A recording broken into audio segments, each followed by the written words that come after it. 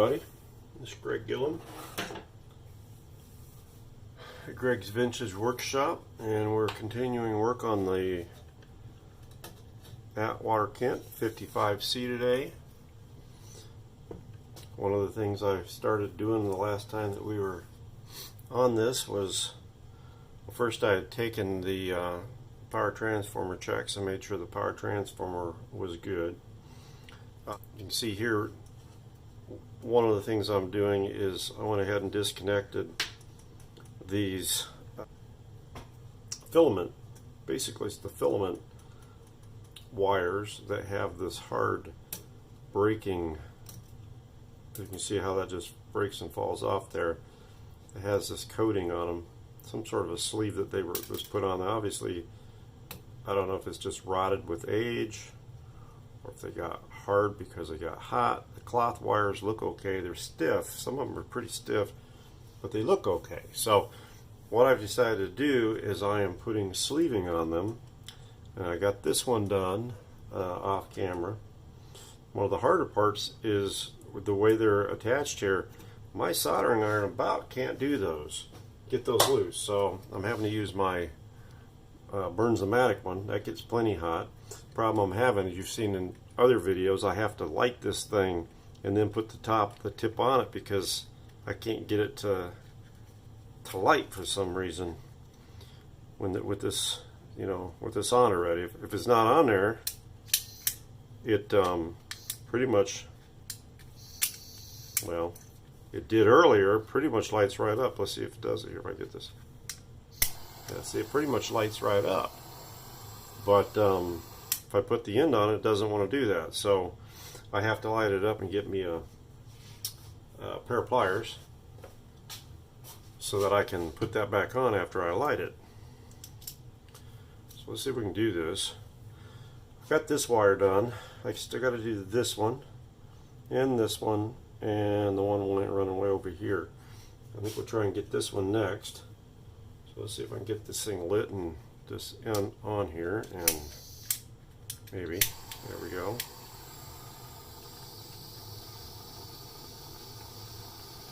Get that baby on there. Alright, clean this off. See if we can get this heated up enough.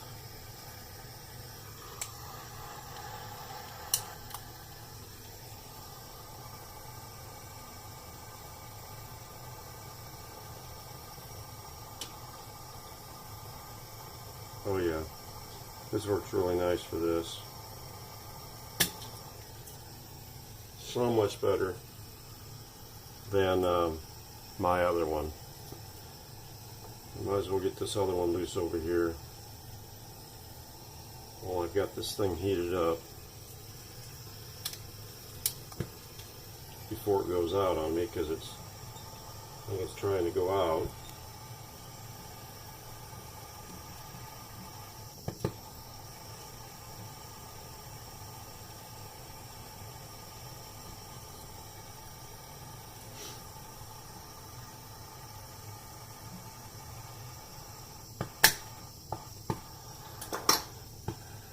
You can hear it trying to go out on me. Alright, so I had it loose and I'll let it go back on there. There we go. Let it solder set there. Alright. We'll just go ahead and hit this last one over here too. I don't have to worry about firing it back up till I'm ready to put them all back. I can do it without burning this wire.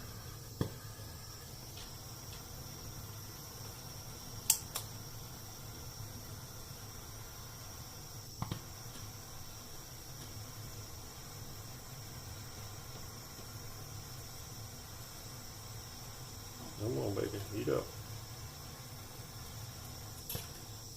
Well, you heat it up because you're loose. But I'll let you go right back on there, see? Let me get my screwdriver over here. I'll lift it back off there.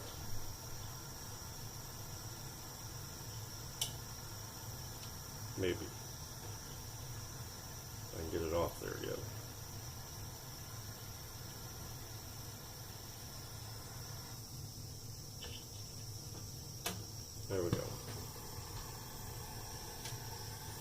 Shrink that wire a little bit there. I think it'll be alright though. Alright, enough of that. So what I've been doing is just breaking this on off of here and then pulling it off.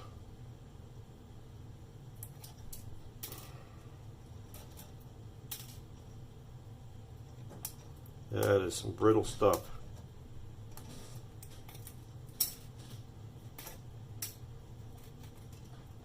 Now, the wires were originally black. I mean, the other ones were. I don't know. I shouldn't say that. The diagram calls it thick black wire, but I think that they're talking because it's got this thick black coating on it. The wire itself is not black, obviously. That wire, our insulation is sort of broken down on that. So I guess it's good we're getting this on here. I'm off screen for you, I'm sorry. I always, since I don't have a monitor to look at, I have to look up on my camera here and see what it's seeing, which is right now it's a little higher than my eye level to see it, but that's all right. We'll manage.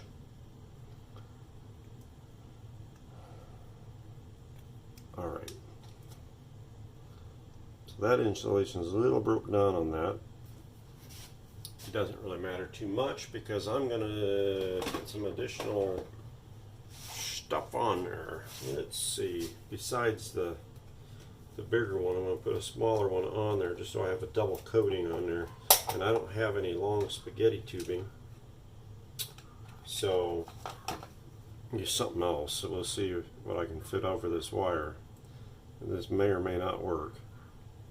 We're going to give it a shot. It's still not on the screen with you guys. Darn it. Alright, keep there. There we go. So we're going to add that all the way down. Well, maybe we are. Kind of decided to stop. There we go.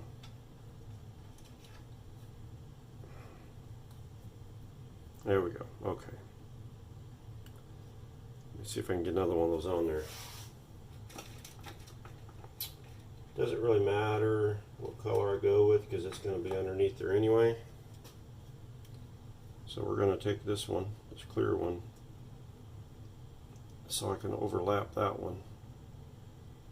We'll go about like that right there. Now I'm going to get my super duper heat gun out and shrink this down.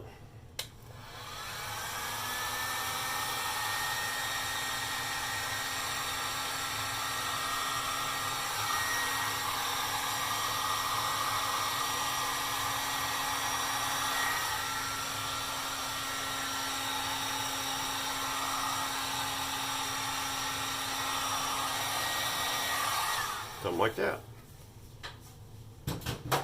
Now I will get my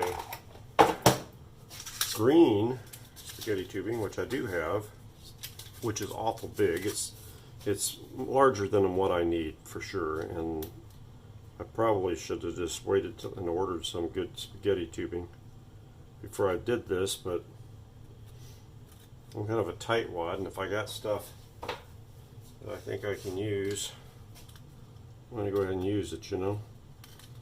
So let's go ahead and cut this off here and see if we can get this on here. And we will see what we get with this. Yeah, almost got that about perfect. Look at that. I'm going to cut a little bit of it off though, because I think I got a little too much on there. Alright. And there we go. I heat that one up and shrink it.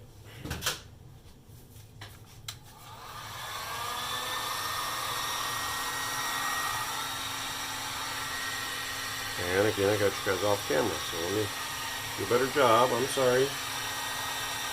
I get into what I'm doing so much sometimes I forget I've got an audience that's watching.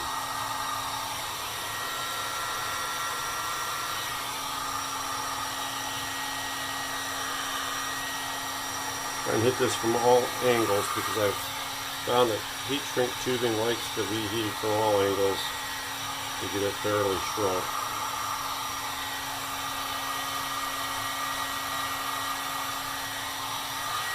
And that should do that one. That looks pretty good. That looks pretty good. So, alright. I'm not going to bore you guys with the details, but I'm going to put this back on. And then I will go ahead and do this other one and this other one over here, and then I'll come back. Okay, so I'm back. I got all of the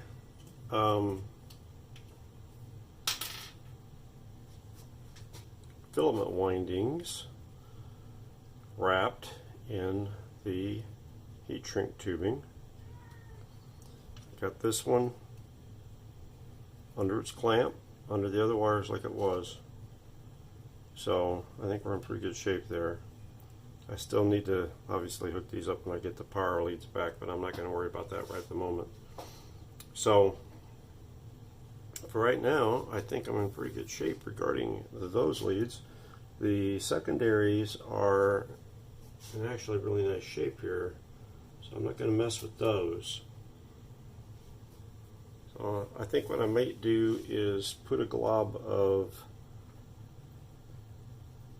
epoxy right on the end of that so those wires can't go anywhere. I don't think they would anyway, but I like to be better safe than sorry. So I'm going to go ahead and up some epoxy and put it there. Alright, I got it mixed up. Let's throw a little on there.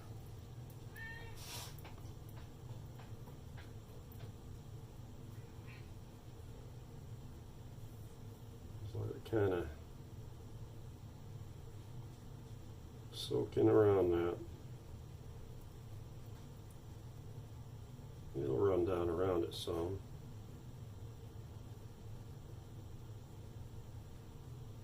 Just trying to protect those wires. This is probably overkill on my part. I'm just one of those guys that tend to overkill things. I don't think that this is even required, but I feel better putting it on there. Now, most of it's probably going to run down on there anyway, but makes me feel better sticking it on there because I know that the wires can't move around and stress them at the joint. But is it really required? Probably not. I said a lot, it's going to just kind of run down around there anyway. If I waited till it got a little thicker, I would probably have a better chance of it staying up there on top a little bit better. But even with that, it's still gonna coat that and be there. So we'll leave it at that. All right. Move this chassis back a little bit. I have some wires right here. Remember I showed you these wires right here, how rotten those are. So I gotta see where that wire's going and get that one replaced. This one looks like it had something on it there too at some point. So let me figure out where those at and we'll move to those. Okay, so looking at this black wire here going to this little cap sardine can, and this wire right here go to this switch right here. So I think I'm going to snip those leads so I can pull that switch out, and then that way I can put two long wires on there and come back and run the new wire over to here and the new wire to where that goes, which I think is probably maybe the tuning condenser, but I have to get in there and see that. But So I'm going to go ahead and snip these wires so that then I can go that route. Let's just do that. You're on camera. You can watch me do this. I'm just going to snip this wire right here. You see how crushed everything was there? And they join their wire right here anyway, so that's where we're going to snip. So now I should be able to take this switch off of here. Put this up where you guys can see it. I was told by one of my viewers that that is actually a copper and beryllium material, and that I do not want to cut myself on it because beryllium is apparently a hazard to your health type of a deal. Of course, I wouldn't want to cut myself on it anyway, but it gives me extra incentive not to cut myself on it. So we got to be extremely careful around that. Like when I'm pulling screws off like this, that I don't break it and that I don't cut myself. And here's the switch. I'm probably going to drop the nut.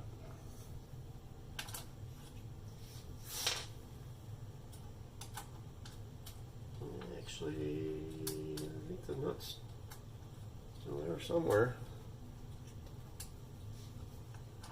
There we go. I think it's coming out of there. It's kind of hooked on these other wires right there. There it goes. Yep, there it goes. There's the nut. Nut came out, and so did the lock washer. Alright guys, so I got the switch out. I believe it's the tone switch. So one of these wires was going to a capacitor, which that's typically what we're doing. This will allow me to get this cleaned up really nice, make sure it's operating nice, and I can get some new wires on it.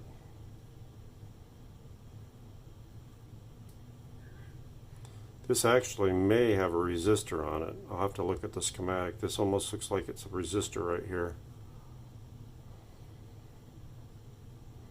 It's like a dual strand copper wire attached to a resistor. So I'll go look at the schematic and see what we got to do with that. I'd show you this. I thought that looked like kind of a resistor or something, the way that was made with the single wire right here and the twisted wire. And I remember it was that big thick glob. Well, it was just this, whatever this is they had on there. It was just swelled up and hard. When I snipped it off, that's what I had left. It's just where they took this wire and doubled it up.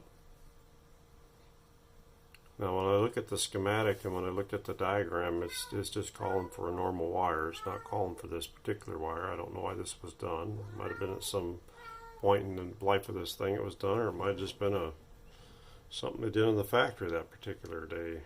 I don't know. But it's not a big deal. We're going to put some new wires on this and clean it up. Alright folks, so told you I was going to clean this switch up and get some new wires on it. So there it is. All cleaned up with new wiring on it. So now all I got to do is feed it back up through the hole. Go ahead and connect my yellow wire right here, my blue wire right here, and my little black with the red tracer over here where that other one was. So let's see if I can get that fed up in there. And we will see if we can get in there. And I almost just lost my screws and nuts there. There we go. Tip that back up there. You guys can see. And we'll see if we can get this switch put back in up there. Get my wires straightened out so I can get them fed through there okay. Or attempt to anyway.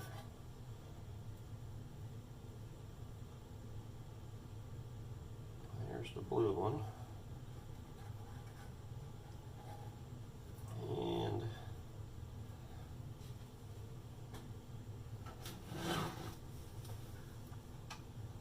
black one. And the yellow one's being stubborn.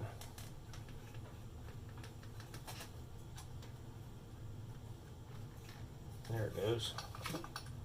I think. There we go. Alright. Now we just flip this around so I can get the screws back in.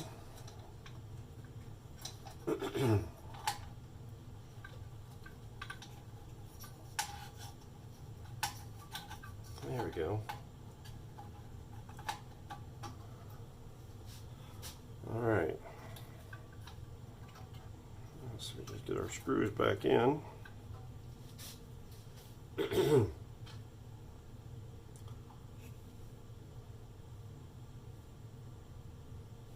going to shine these screws up real fast. Okay.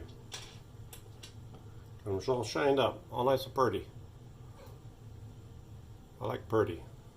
So let's see if we can get these in here without cutting ourselves on the beryllium.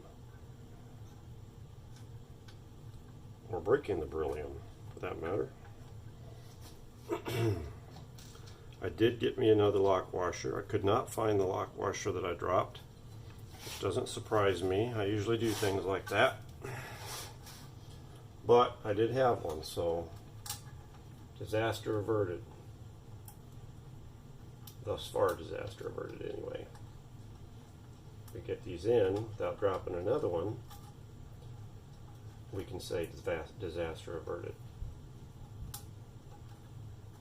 I think I just got that one started, so that's good. Alright. The other one I'm going to have to hold up in there with my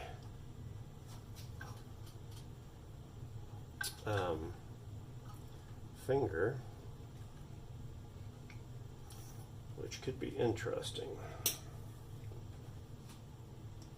I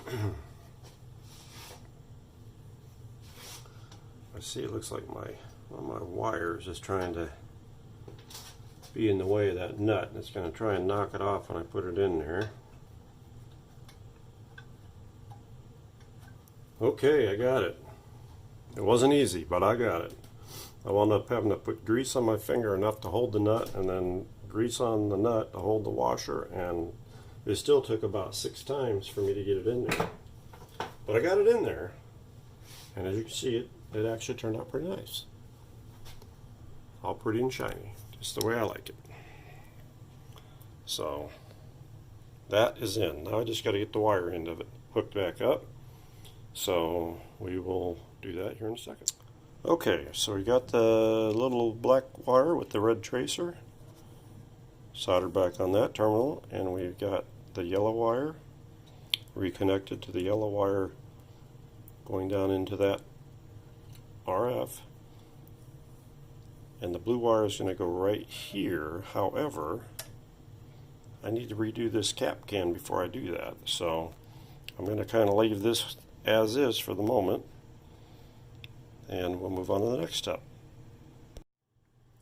Alright, so the next step we're going to do here is we've got to get this switch fixed, because this switch is not operational right now. When I checked the power transformer, it was not working, so we're going to have to take it off and see if we can somehow clean it. So there's the nut, and I could have took that bracket off, but I really didn't want to take that bracket off because I got a feeling it was going to be a pain in the behind to get in there. So we're just going to come up this way with the switch, and the 2 switch wires are right here and right here.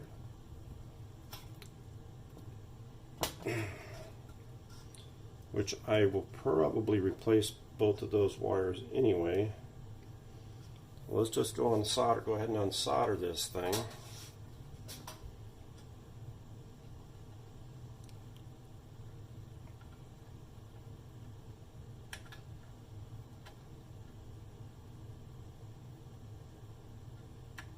Maybe we'll unsolder it.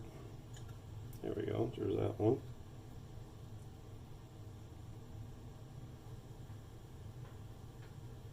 Just does not want to let go. Oh my goodness. Look at that, or my... There we go. Jeez. Alright. So here's the switch. Not really a way to get down inside there. I'm going to try putting some cleaner in through here, and then I've got some deoxit that I'm going to put in there and see what we can do. Let me go get some stuff and we'll try and clean this out a little bit. Okay, so I got the switch all cleaned up. This is the switch now. And you can see I've got my meter there, and I've got it on ohms as well as sound.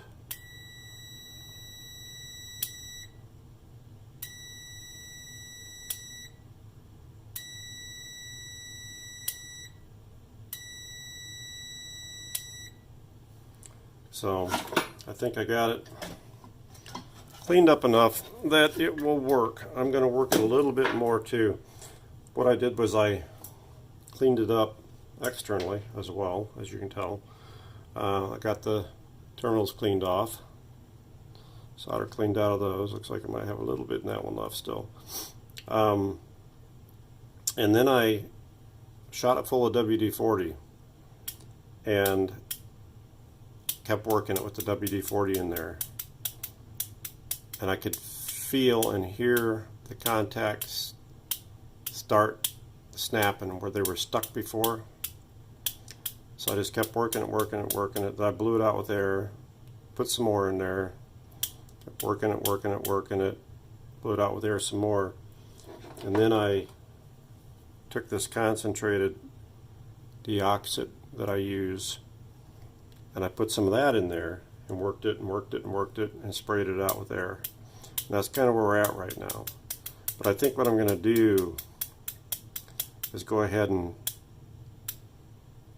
put more WD-40 in there and let that set for a while, just to make sure everything's ungunked out. I actually might thinking about spraying some brake cleaner in there, see if I can get, or some alcohol, and work in there to get the gunk out of it, because there's apparently gunk in it. But cleaned up pretty good, and I think it's going to work out.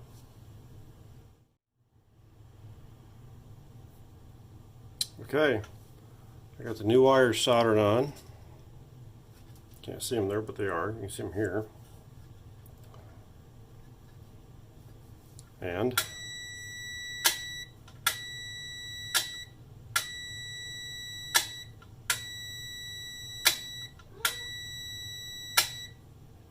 seems to be okay. We'll have to monitor that as life goes on. I may have to change the switch at some point. But right now, we're going to leave it with it in there and see. I think the longer it sits with the deoxit in it, the better it will get. So that's where we're at right now.